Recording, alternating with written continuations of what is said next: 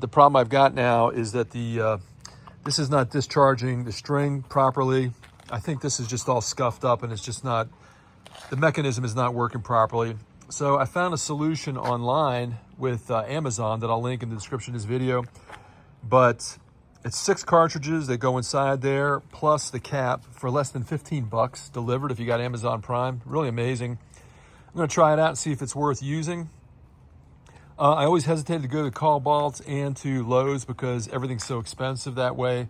But wow, 6 cartridges for 15 bucks, that's fantastic. So let's see how it works out. Here's the old cartridge, and it's still in good shape. I actually restrung it myself many times, but it just stopped really feeding well. So this is the kit that came from Amazon. I'm gonna go ahead and open it up and see what the contents look like. Looks like an exact match, so now we're just gonna install it and see how it performs. All right, to install this, we're just gonna squeeze this to get the cap off. And what you can see in here, I actually had tried to use zip ties. I saw that as a trick and it did not work, so don't try it.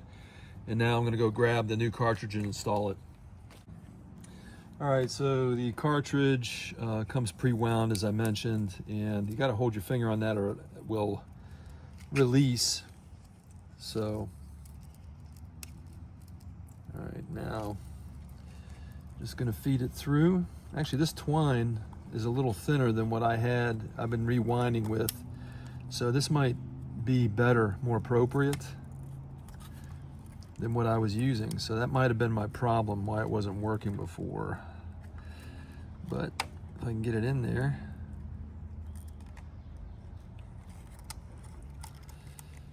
Okay, I got it installed off camera, but you just got to make sure it doesn't come off the spool. Now, well, see, that's what it does. So you got to be very cautious, and we'll go ahead and put the cap back on. And we'll go test it out.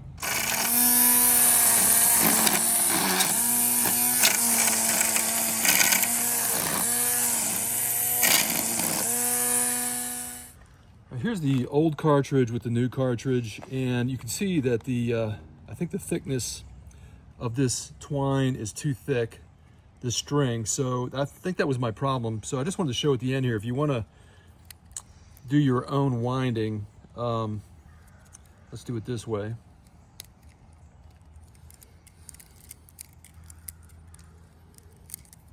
And you can see the orientation of the string going in this direction, so it's clockwise.